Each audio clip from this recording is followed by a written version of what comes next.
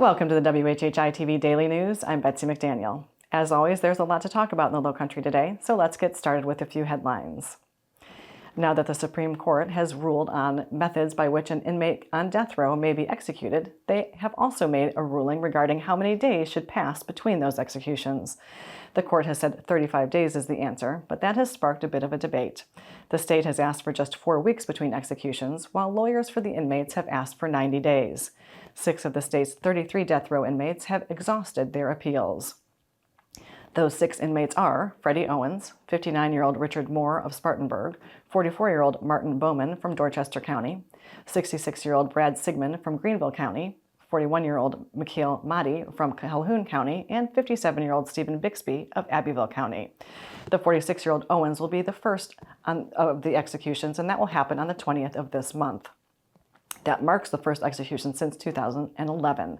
19 people, all men, have been put to death since 2000. We told you yesterday about the 15th homicide to take place in Beaufort County so far this year, and now we have a few more details. The body of 26-year-old Jaron Josiel of Villa Chirones was found Friday in a mobile home on Hilanda Drive in Burton, days after he'd been shot and killed. An autopsy today is expected to reveal more information.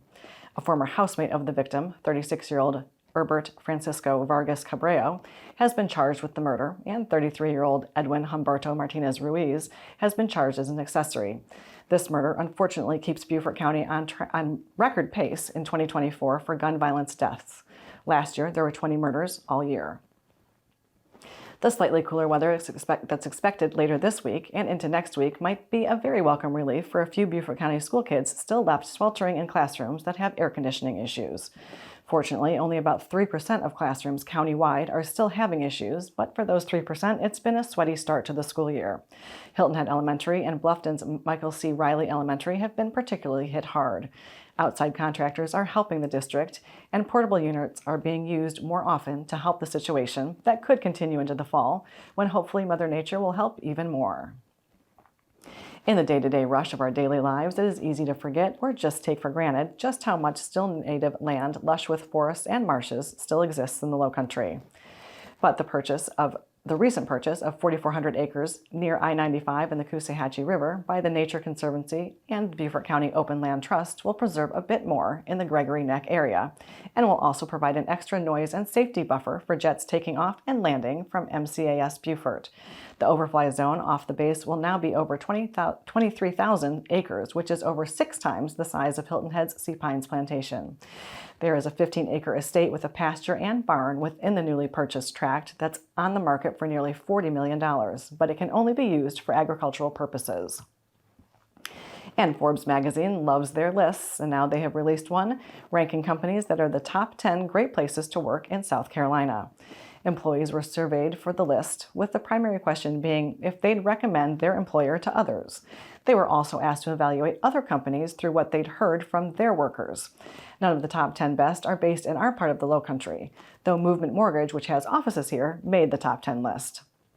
Number 1 is Rupert St. Francis Healthcare out of Charleston, with Michelin ranked 2nd, the Rock Hill Schools 3rd, and the University of South Carolina 4th. The media sources on your screen will have more on these and other stories, and we would love for you to like us on Facebook and follow us on Instagram at WHHI-TV.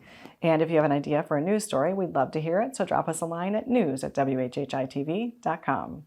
Well, the weather has turned a little bit cooler. Is it going to stay that way? Let's find out with our Lowcountry Crawl Spaces weather and Maria Soden. Thanks, Betsy. Yep, so taking a look ahead, it does look like we'll see quite a bit of rain as we get through the rest of this week and going into the next week. Also, throughout the rest of this week, we're going to see the temperatures staying on the cooler side.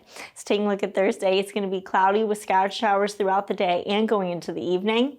Hilton is going to high 83, a low of 74, and then Bluffton and Beaufort are going to high 84 and a low of 72. The sunrise for Thursday is going to be at 7:01 and sunset's going to be at 7:41. Taking a look at the tides, high tide's going to be at 11:19 a.m. and low tide's going to be at 6:40 p.m. Taking a look into the rest of the week and into the weekend, Friday we're going to see scattered showers and thunderstorms throughout the day, and those storms are supposed to get heavier as we get into the evening. Highs will be in the low 80s, lows in the low 70s. Then come Saturday, it's going to be cloudy and humid with scattered showers throughout the day and going into the evening. Highs again are going to be in the low 80s, lows in the low 70s. And then come Sunday, it's going to be cloudy with scattered thunderstorms throughout the day, but it should be clearing up by the evening. Highs will be in the low 80s, lows in the low 70s. That's it for your Lowcountry Crawl Spaces weather. Let's head it back to the desk. Thanks, Maria. How is AI affecting human trafficking? We're going to find out next, so don't go away.